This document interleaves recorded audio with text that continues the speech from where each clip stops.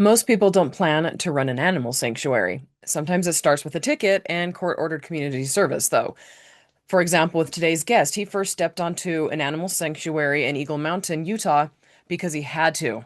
Years later, he bought it, and now he's responsible for more than 300 animals, a growing volunteer community, and a mission that quietly changes people's lives, sometimes without them even realizing it. In this conversation with David Corneal, we talk about what it actually takes to build something meaningful over time, especially when money is tight, motivation comes and goes, and the goal isn't personal recognition, but stewardship. We get into mindset, momentum, raising money, and why some of the most important work happens when no one is watching. For example, when David comes home to find strangers sitting in his angel garden praying. So if you've ever felt stuck, burned out, or unsure whether the work you're doing really matters, this conversation might change how you see success. Welcome, David. Well, thank you for having me. I Yeah. appreciate the invite. Yeah, I'm super excited. Just a little bit about David. He's the executive director of Friends in Need Animal the Friends in Need Friends gosh if I can talk Friends in Need Animal Sanctuary in Eagle Mountain, Utah. They are a large animal and exotic sanctuary with over 300 animals currently. They accept volunteers and love sharing the property with the community. And their last event took over 60 community members to put together, which was pretty awesome to hear. I don't even know what the last community event was. Like we've gone to Santa Claus. Which community event was that? It was a live nativity scene. Oh, So, yes. so our live nativity scene, yeah, we have a lot of actors, and then I have a lot of behind the scenes people that, create costumes and all that kind of stuff. So yeah, the live nativity scene is my favorite event just because it gets so many people, together and excited about creating it. Right. So yeah. Right. Yeah, I didn't actually, I mean, I heard about that one after it happened. And that's one that I'm like, I've got to keep that on my radar for future events. Like we actually I'd heard about you very, very briefly, like Friends in Need, and I'd seen your posts on Facebook, but I didn't really actually understand what it was until a few months ago. And so it's just it's super, super exciting. And can you tell people a little bit about more about what it is, like how you started the nonprofit and all of that? Yeah, absolutely. So I mean, it's kind of a funny story, but how I found out about the nonprofit is I was going a little bit too fast. I got kind of a lead foot, and I got the red and blues behind me and pulled me over, and I got a ticket. So I had to do community service. So, so I'm looking around out here in Eagle Mountain. Where can I do community service? And then I found out about Friends in Need. So I started volunteering here. That was 2010 ish, Nice. around there. And then in 2020, June of 2020, my daughter and I purchased a sanctuary. I moved into the home here and have just been pressing forward ever since. Okay, so that's probably why I didn't hear a lot about it before. It's because you've really increased the awareness for the nonprofit for the sanctuary. Like, because the people who must own it before, I don't think I remember even that there was anybody before you. Yeah, yeah. I mean, it was here and it was a nonprofit, and yeah, as far as visitors or that kind of thing, it wasn't really the thing, you know. And when I purchased the property, my one of my goals was let's get the community out here. Let's let people enjoy this property. And so that took a lot of work, a lot of cleanup, a lot of enclosure repair, and all that kind of stuff, which of course is still ongoing. Right. Um, yeah, but yeah, as far as awareness, yeah, I've been working really hard to get people to know about the property. Um, I'm not the best social media type guy, so that was a real big learning curve for me. Post every day. I don't have time for that, but I figured it out. And so here we are. When I took over the sanctuary, we had about 1,200 followers, and we just got past 9,500, I think now. Wow, that So is impressive. yeah, so there's a lot of people, hopefully a lot of people are learning about the sanctuary and want to come out, support, and that kind of stuff. Right. What kind of animals do you guys have? I always tell people we have everything from doves to yaks. we, we got a lot of stuff. Um, yeah, but I mean, we have all of the basic farm animals you can think of, horse, cow, sheep, that type of stuff. But we also have peacocks, emus. We have a snapping turtle named Karen that is just cute as can be. Um, we have lots of fish, have lots and lots of different kinds of birds. Yeah, I really love birds. So we have a lot of birds. I've got everything from little tiny button quail all the way up to the really big emus. So I love that you have emus. That and my kids yeah, loved it too lots of when we saw critters. them. Yeah. Uh, Yeah, they're so fun. Um, right. yeah, I love emus. They're hilarious. We've got two more that are going to be coming to the property next week Nice. as well. So we'll have four here on the property here in a little bit. Right. And you have llamas too, right? We have alpacas. Alpacas. Okay. Yeah, yeah. We have four boys and seven girls, and they're all very seniors, so they get kept separate because we don't want any accidents happening. Right. So yeah, but they're crazy fun too. I really love the alpacas. And we have some that are just, cuddle bunnies, and we have others that are like, yeah, I don't want anything to do with a human, and they skedaddle every time we go in there. But Right. yeah, they're fun. I love them. So how often do you hold events and how do those events affect the behind the scenes of running the business? Well, I like to do an event every other month. Is kind of been my goal. In December, though, we had three events. Just because we had somebody ask if they could use our property for their event. So we had a Santa Claus event, which I believe is the one you came to. Yeah. And then we had a toy giveaway, which is an event that we just let somebody use the property for.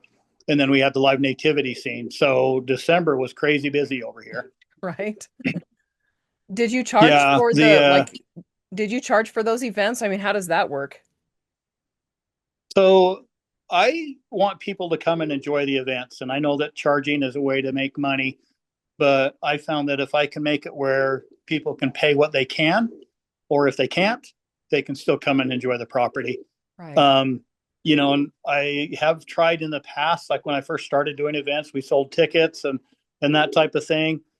But then I found that if I just do it as pay what you can, there's a lot of folks that'll, instead of paying $5, they'll pay 20. And then there's some that just can't pay, but they still get to come. You Right. know what I mean? So, Right. so that's kind of how I do the events. Now there are some that, like the Easter egg hunt, we have to ticket just so I know how many people are coming. Right. You know what I mean? I just can't pop open the door for that just because, yeah. So we have to do tickets for that.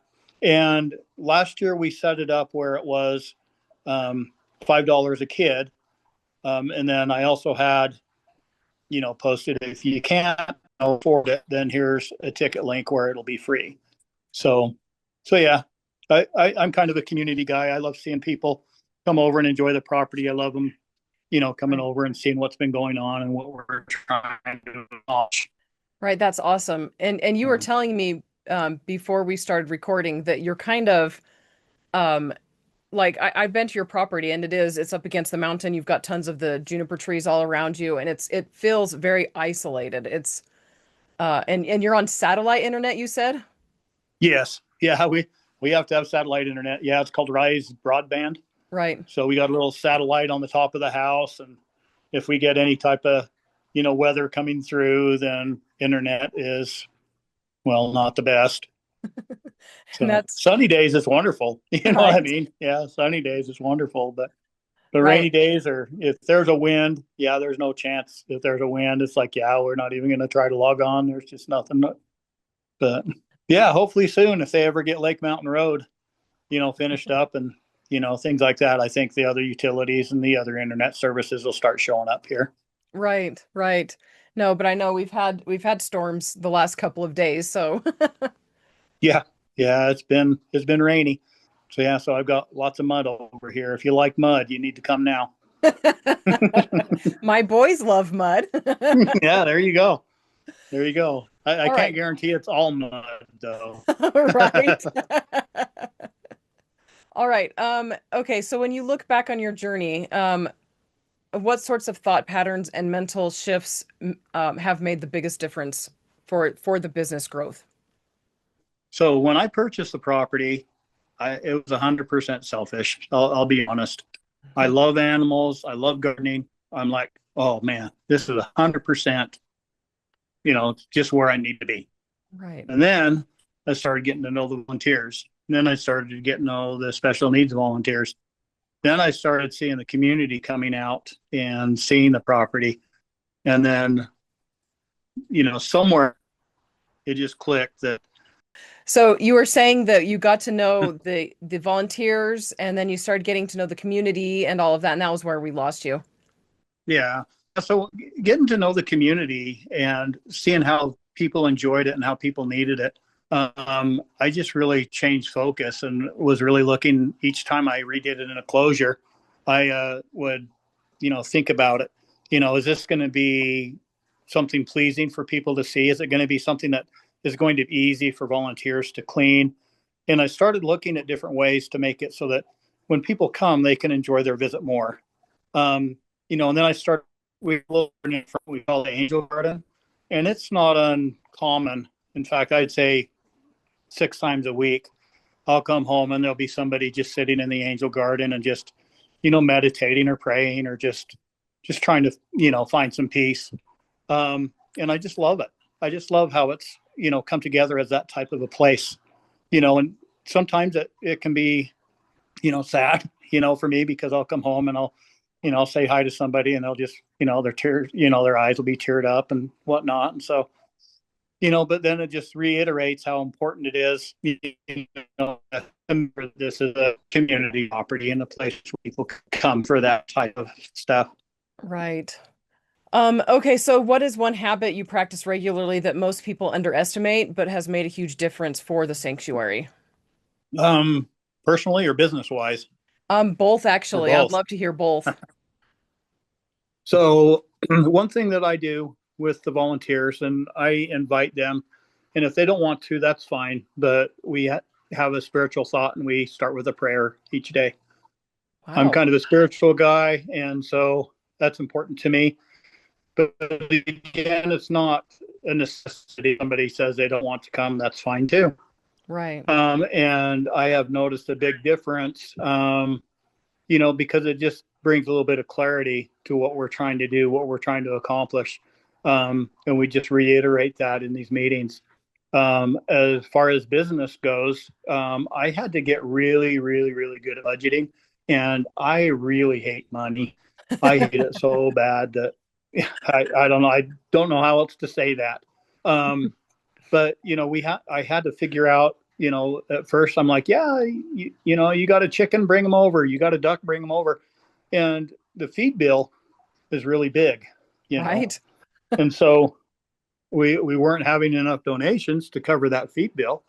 And so that's when I started really looking at that, to try and figure out ways to budget better and to lock that in better.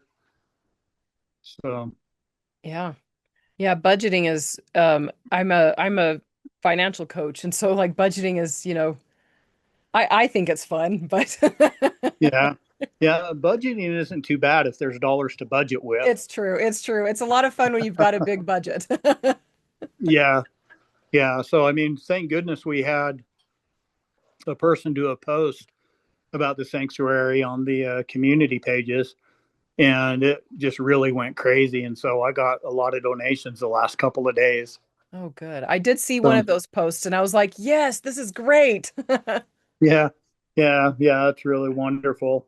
Um, the funny thing about the citizen pages and whatnot, if I post, I won't get very much action because I think that the algorithm says, "Oh, you're a business," and it drops it down.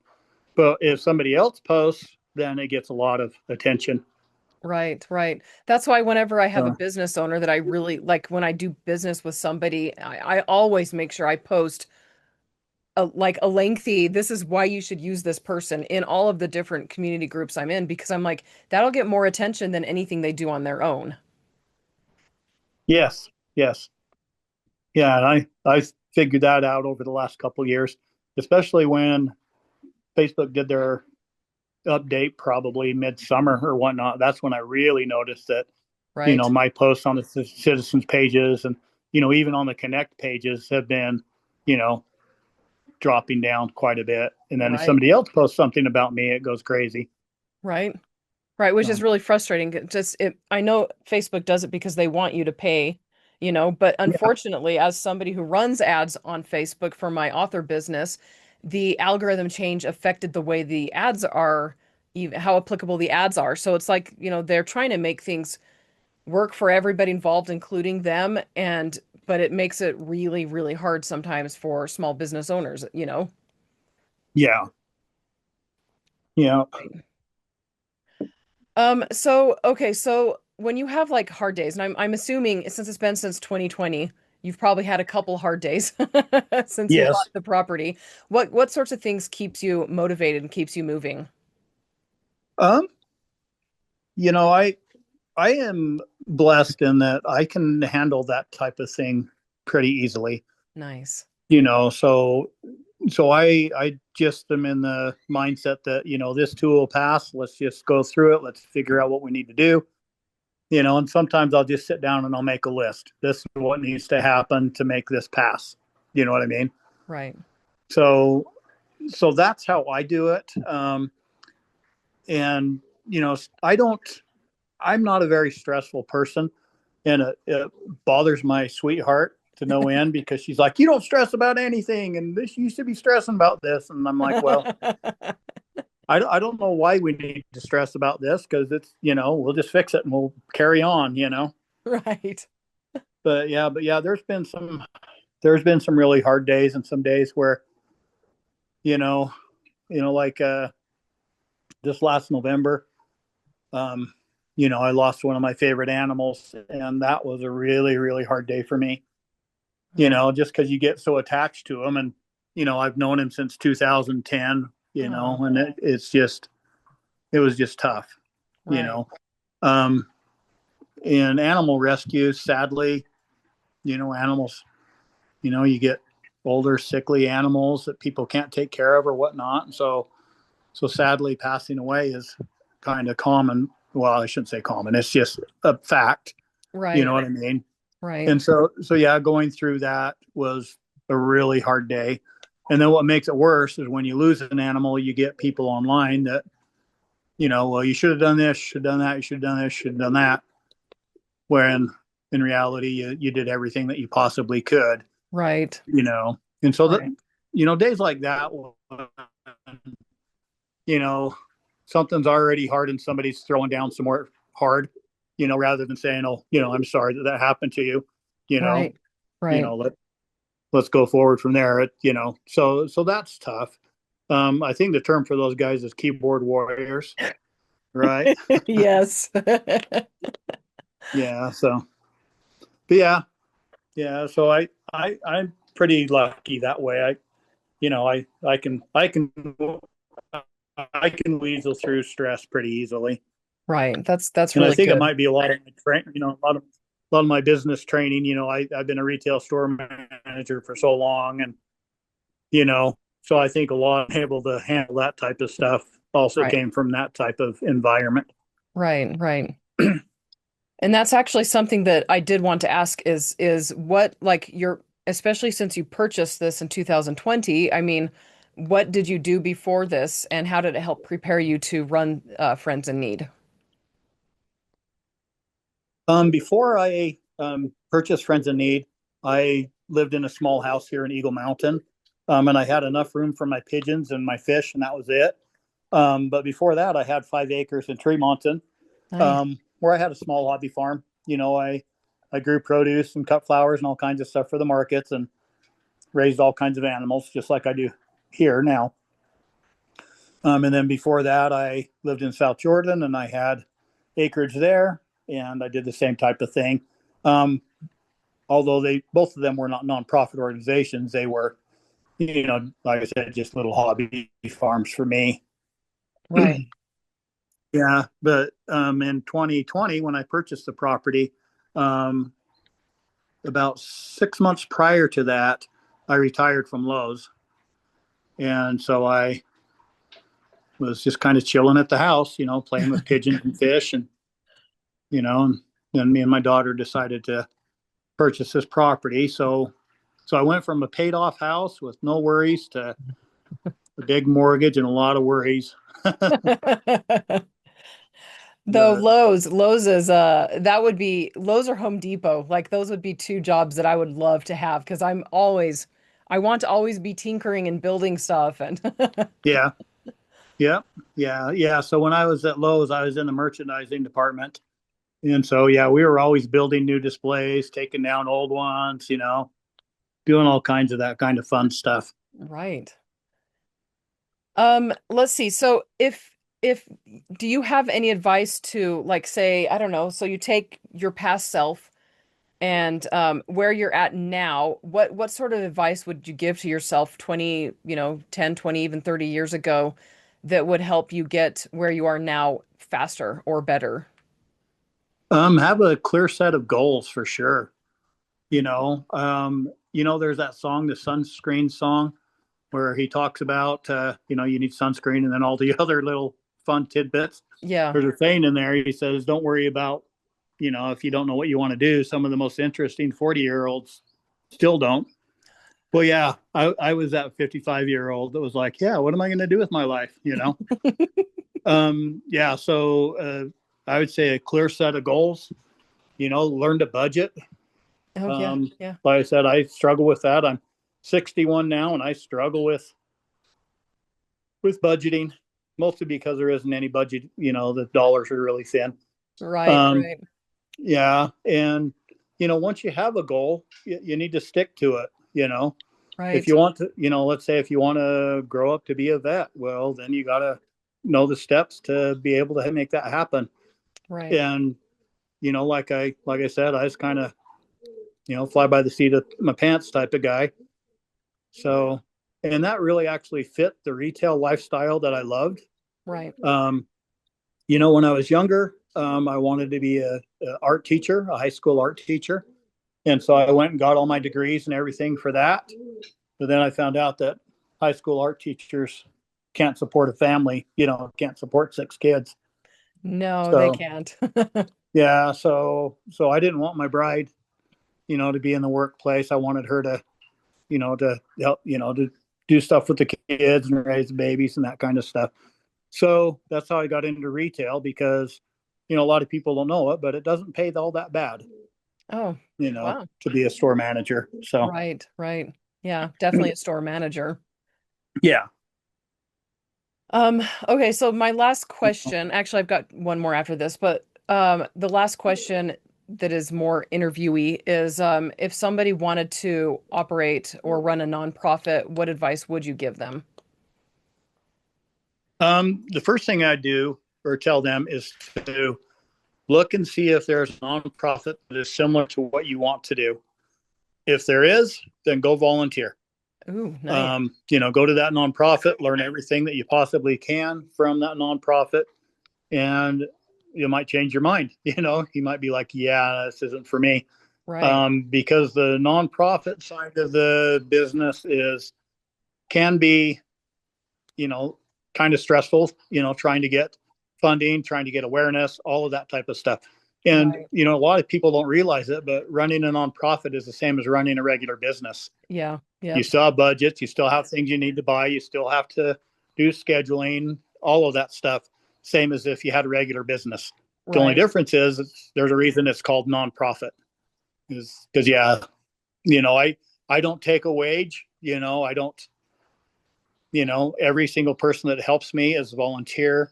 right. So Right. One of my favorite things to say is just because you run a nonprofit doesn't mean math doesn't work still. right, right, exactly. I mean, you still have to file taxes. You still have to do everything that a normal business does. Now, granted, if you're a small nonprofit like me, taxes are crazy simple. You Oh, know what I mean? that's good to Yeah, know. yeah, yeah. They say, some now it just changed, but last year, if you made less than $50,000, you just are in donations. You just had to send in a postcard that said, "Yeah, I made less than 50,000 in donations," and that's how you file your taxes. But there are, me, I keep track of everything, and so if I ever have to, then I'm going to have everything I need to, to go through it. Right. But yeah, I haven't topped the $50,000 in donations since I've had the property. Yeah, yeah. That I mean it's So that is I think that some people probably don't recognize that the amount of work that goes behind spreading the word, and it is a job basically, you can't not try, tell people about it, and you can't not ask for donations. It has to be part of the business model. yes, yes, and asking for donations is people in interviews, they always ask me the hardest part. Asking for donations is the hardest part. I hate that with a passion. And Right. so that's why part of my business model is to be as self sufficient as we can, Right. through growing things, creating things, that type of stuff, creating places that people can rent, for parties or whatever, Right. so we can get as self sufficient so that I don't have to do you know, I'm losing it here. Can I get some dollars? You know what I mean? Right. And I have a lot of, friends and a lot of people that I follow that have nonprofit animal type things. And that's all I see on their pages.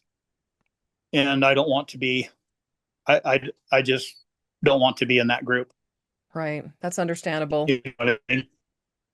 I do want you to tell people a little bit more, like if any of the listeners are local, how they can get involved in volunteering, what ages you accept, what it looks like, the work or the time commitment, stuff like that, if you wouldn't mind. Okay. Oh, I don't mind at all. They can reach me through my email or through my phone. I actually prefer they text me That's over good to know. email because I'm not the best at checking email. So yeah, so I prefer text. So if you want to put my phone number in the links, that would be wonderful. Okay. As far as volunteering, I have 5-year-olds that come that I just love when they come, and they're so efficient and they just love it. And then I have some 18-year-olds that I wish wouldn't come back. So to That's answer your question, age requirements, it all depends on the person, you know. And obviously younger ones, they need to come with their parents. right. Um, and then there is for anyone under 18, there's waivers that the state requires for nonprofits to sign for minors. Right. Um, yeah, what was the other part? So they reach out to you by text. Do you want to put your phone number in this recording, or do you want me to Yeah. just put that in the show notes? Oh, I can say it. It's 801-823-7223. Let's see. Was that the rest of my question? How people can reach out to you? Oh yeah, the hours, volunteer hours, and then what sort of work? I'm guessing it's going to be a lot of cleaning up after animals, Yeah. things like that, because you got a lot of animals. Yeah. Yeah. So it could be anything from cleaning enclosures. Summertime, it's planting, weeding, harvesting, your normal farm chores. If you think of a farm and what you would be doing there, you would be doing that here too, because we are actually a working farm. Yeah, nice. So, and then we do Monday through Friday. We do 9 to 1. Um, is typically when I like having volunteers, but we have people that need to come and do feeding in the evening and on the weekends too. And I have volunteer opportunities for feeding shifts on every day. Nice, nice. Oh, well, this has been really great. David, yeah, thank you so much for coming on. Oh, of course. Thank you for the invite. I appreciate it. Yeah, I was very excited when you said that you wanted to get interviewed. I was like, this would be so much fun. Yeah. Well, I hope I didn't disappoint. No, I'm nope. not the most entertaining guy in the world. I don't know. With the shirt you are wearing, very entertaining. Yeah, I'm always in tie dye. If you ever come over and I'm not in tie dye, you might want to ask me if I need a hug or something. That's awesome. Awesome. Wonderful, wonderful. Well, I appreciate you so much. Yeah. And to those of you who are listening, thank you so much for listening. And if you have any questions or comments for David, go ahead and post them below on YouTube. And if you're listening on a podcast app. Most of them have a comment option now. But yeah, hit the like and the subscribe button and the bell icon to be alerted to future videos if you're on YouTube. And thank you guys so much for watching. I will talk to you all later. Bye.